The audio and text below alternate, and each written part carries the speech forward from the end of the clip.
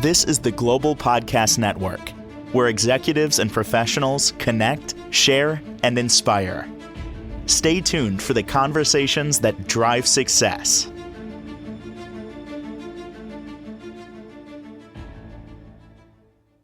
Restorative justice, trauma, and spiritual evolution. Welcome back to our interview with Lisa Johnson, continuing the story of her memoir, My Relationship with Oprah, My Own Evolution of Restorative Justice. That's what it's entitled. We are discussing the years from 2017 through 2019 and really a profound collision of the past and the future. Lisa, welcome back. How are you today? Thank you, Jill. It's good to be here. Thanks.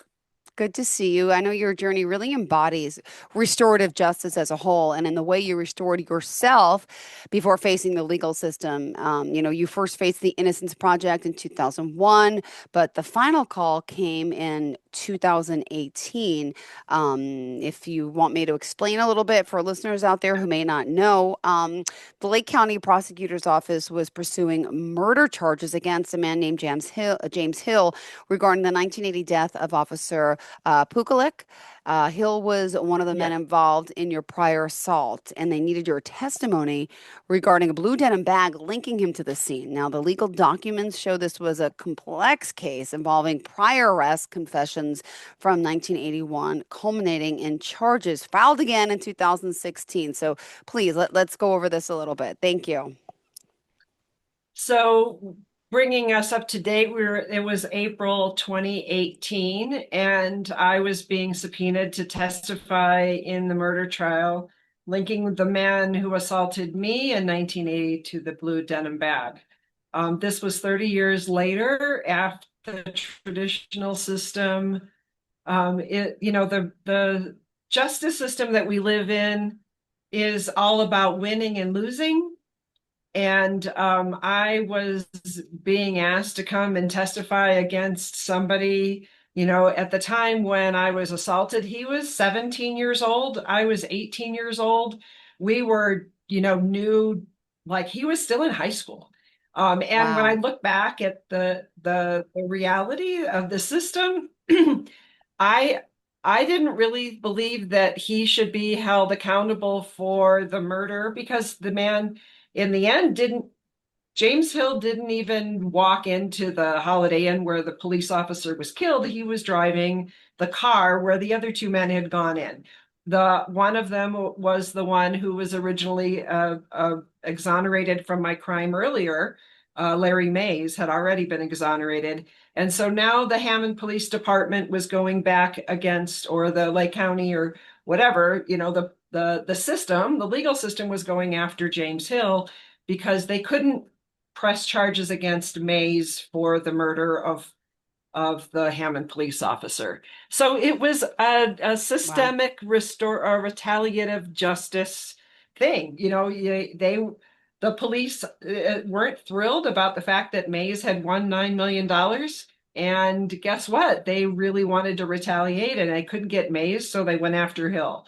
And the way I looked at it, Hill was a teenager caught up in the Chicagoland system of imagine being a 17-year-old Black boy growing up in Gary, Indiana. He had a whole different life than I did.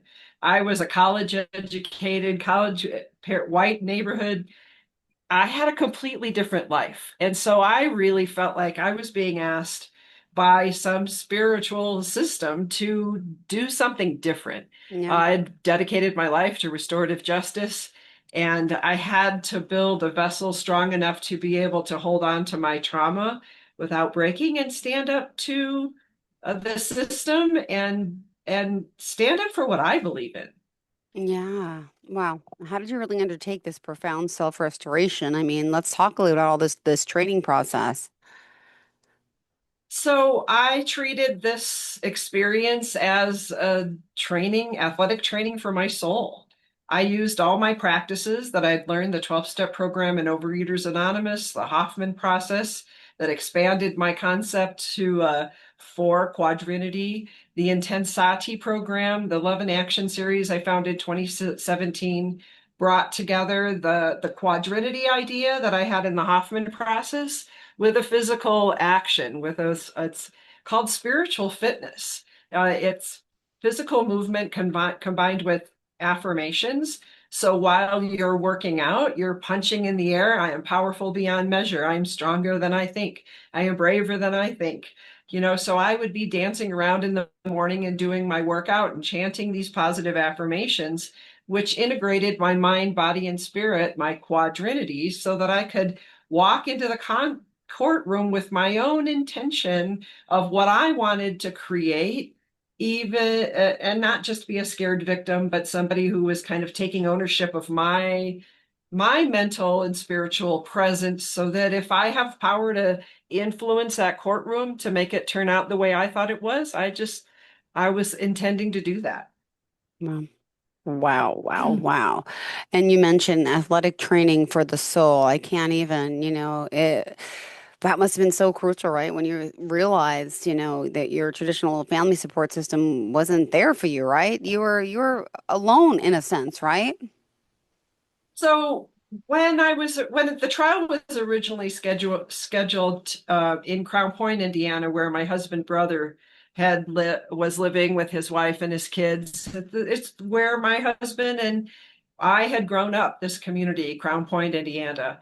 And I asked my husband's brother, or my asked my husband to ask my husband's brother if I could stay with them during the original trial date. And they told me that they couldn't, because school schedules would interfere in them being able to house me while I was going through the murder trial of the guy who assaulted me. This clarified quite a bit about who I could depend on if I was turning to support when I went back to Indiana.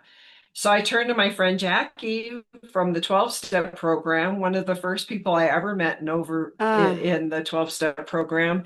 And she offered to take a week off of work to house me, to drive me. She would sit with me, kind of like my dad did every day, kind of like my mom did every day.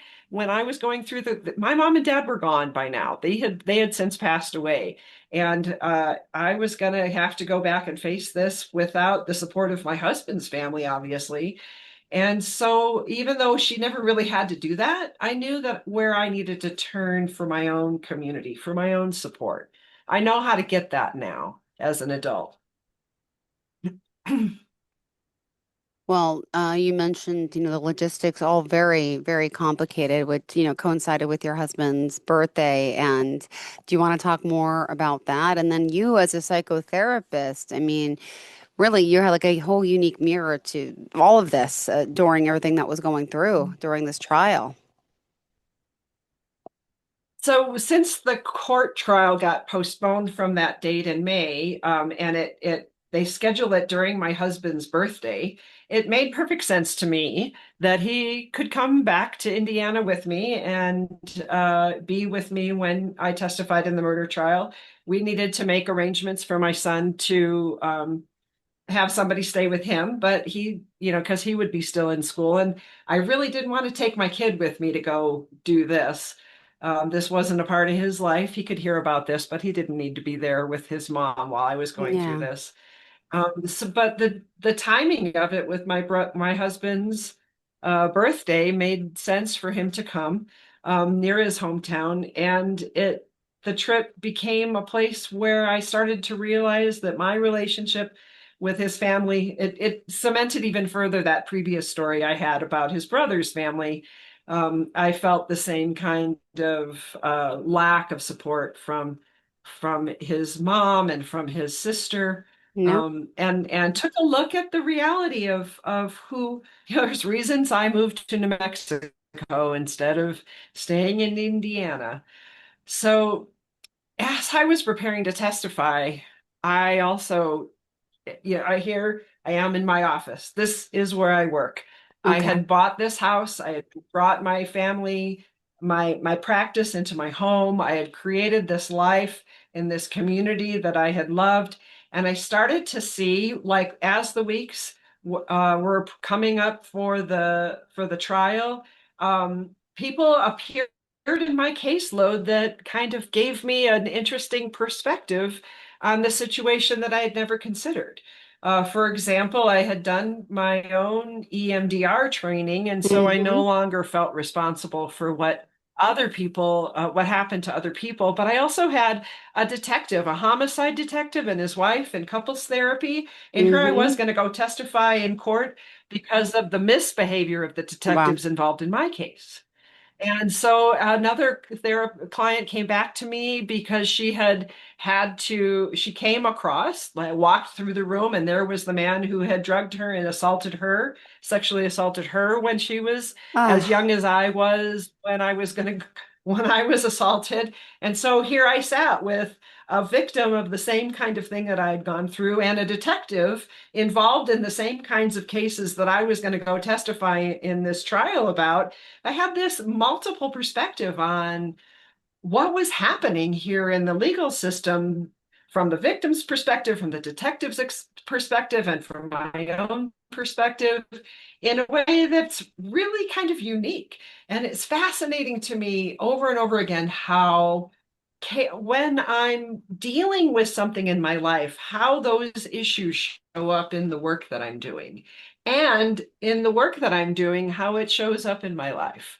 And so I use what I could see in front of me and the healing that I was doing in my life, and then use the Intensati program and those spiritual fitness and working out to just really build myself up as powerfully as I possibly could, including work with the church, the Unitarian church that I had joined.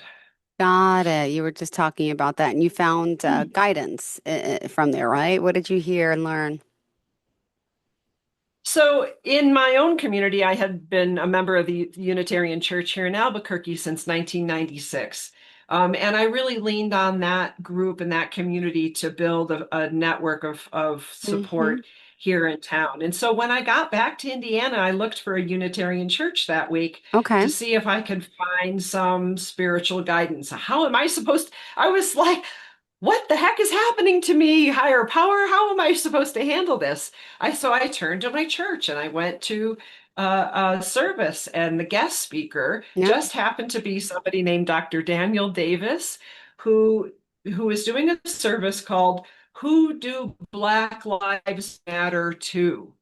Mm. And he talked about how Black students in his classes it was the Kennedy King College in Chicagoland that he was a guest speaker from. Okay. And he had a message of dignity, and coupled with his conviction that I felt like James Hill had already served his time for the 1980 crimes against me and for driving the car at the Polaczek murder. And I needed to find a way to communicate somehow in the sanctimony of a courtroom to say to him, to his face, that I forgave him and I didn't Yeah. think what was happening was fair. But I Yeah. couldn't say that because I might testify over something that would create a mistrial. And so Davis gave me the words to say before I left the stand, your life matters, to try to convey that forgiveness and without violating a court order. I needed to be able to say something, speak my own truth about how I believed this should go down. Yeah. Well, thank So there goodness. I was. Oh, I could imagine, right? Because you had to speak your truth. We're gonna jump to the 29th of August, right? Hmm. That's the day you actually testified. So you went in wearing your spiritual armor, you say, including jewelry and a Hmm. medicine Yeah. bundle. What happened to you on the stand?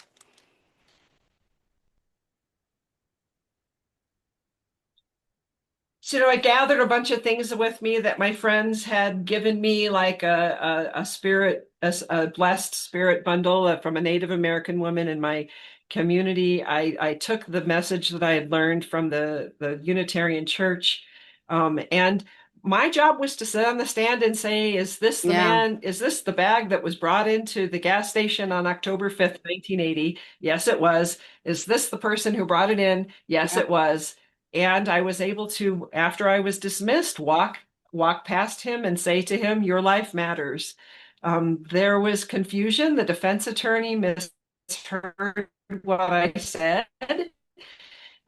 He just happened to be a former mayor of Gary, Indiana, representing the man who had assaulted me. He Oh, thought I had said white lie, but oh, it shows me that how easily compassion can be twisted by the system's lens. The defense attorney, that's his job oh, to bring out those kinds of mistakes. But it was a misunderstanding. I said, your life matters. oh Luckily, my the court gosh. reporter heard my words, and so did a couple people in the jury. So I walked out of the room and realized I thought it was over. Thought it was over. I thought I was done. I didn't ever have to do this again. And then you said your husband, what was he doing during this monumental step, by the way? Well, he wasn't even in the courtroom. Oh, He had come with me. He had sat with me on the bench outside, waiting for me to testify. He had gone over to make an appointment to secure a massage for me when it was over, which was another part of my self-care plan that day. And when I walked out of the classroom, I realized he had never even entered the courtroom. He didn't come in because later he told me that during one of the recesses, somebody with a gun, who is the bailiff, had told him he wasn't allowed in the courtroom. Why I had no idea why he didn't advocate for me and walk up to the bailiff and say, "That's my wife yeah. testifying." Yeah. But the truth is that he didn't. And after the situation with his brother and the situation with his mom and his sister, I really felt a profound loss, a failure for him to advocate for me. Oh my goodness. Ah, all right. So now the day after you said was his birthday, right? So your husband, and he went golfing. You Yep. had your own personal awakening. Could you share what happened? So the testimony was over. The next day was my husband's birthday. We went to lunch with his mother, and he went off to go golfing. And I went back to the hotel, and there was a young man who had been flirting with me all week long. I mean, I think about that. I was like building up my confidence and getting ready to testify in this trial and trying to, chanting every morning, I'm powerful beyond measure. I speak my truth. It was just really chanting myself into powerful. That evening, I went out to dinner with a friend of mine that I had worked with back in the 80s, and she had Mm-hmm. raised the idea of ethical non-monogamy. And the sense of me being like abandoned by my husband in court the day before, and the flirtation going on with this person, I had thought that my desire was gone. And it hit me like a lightning bolt that my marriage was pushing down that emotional and sexual disconnect, and that I really felt on fire. I felt enlivened, and I really never wanted to turn that off again. I wanted to express it. Wow. Wow. Wow. So Wow. And how suggested did to my husband that I suggested to him that we start looking into ethical non-monogamy. And he said, maybe that'll work for you, Lisa, but no one will want me. And I had a hard time arguing with him about that. I had lost my desire. I had spent 30 years trying to build a connection with him. And at this point, I had spent the last 3 or 4 years really, really turning to him for yeah. my emotional and sexual needs. And I had just felt like I'd been dropped over and over again. And so I was kind of done trying. I had given up on that relationship at Oh, that point. I was frustrated and discouraged.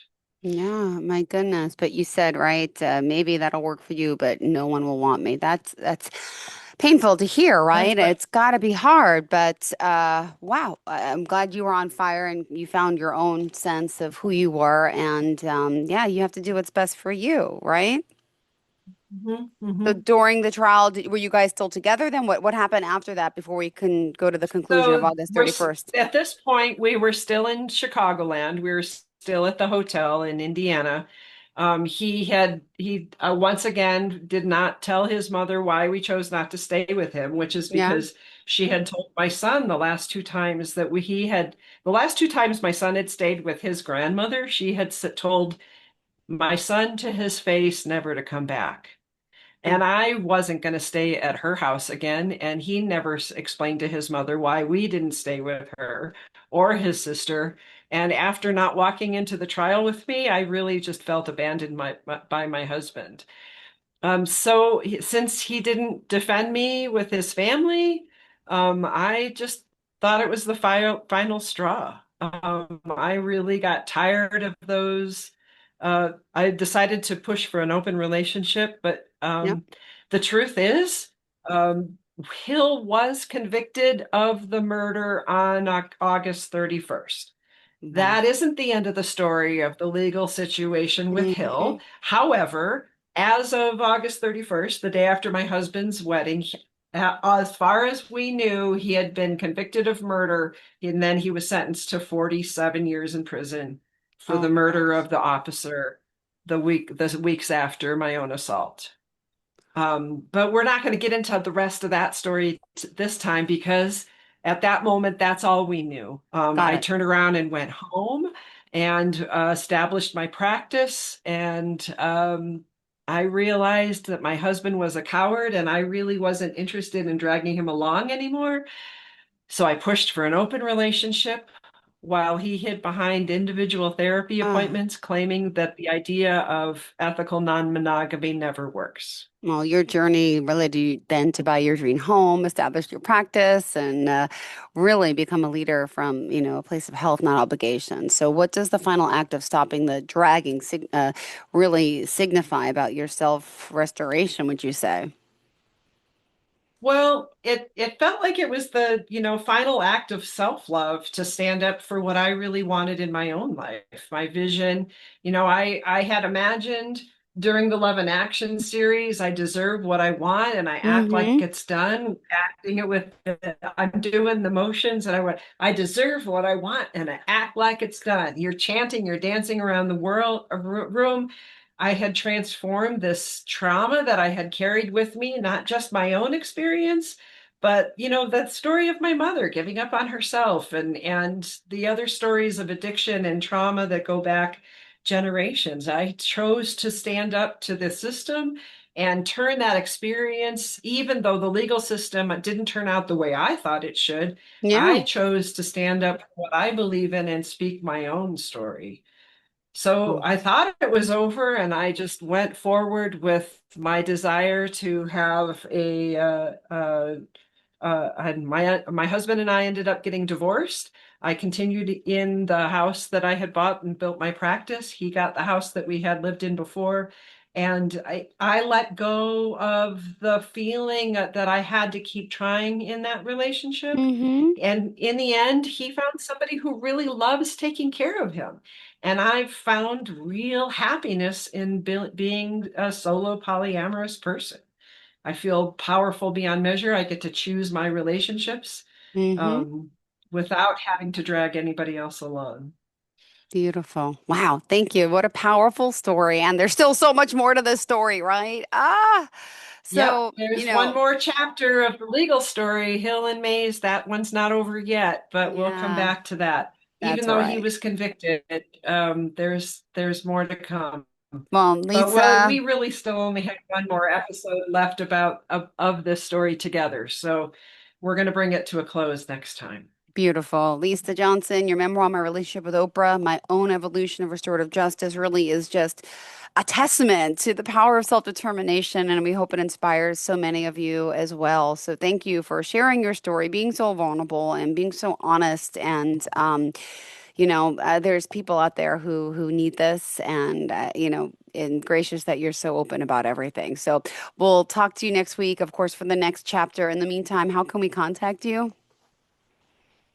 Well, if you'd like to hear the other parts of the stories, if you haven't heard this one, the previous chapters, go to myrelationshipwithoprah.com or the YouTube channel of the same. And if you want to find more about counseling, Lisa Johnson, L as in licensed, M as in marriage, F as in family, T as in therapist.com. Perfect. Thank you again. Have a fantastic day. And to all of our listeners and viewers, stay Thank tuned. you. We'll be back with more. Thank you. This is the Global Podcast Network, where executives and professionals connect, share, and inspire. Stay tuned for the conversations that drive success.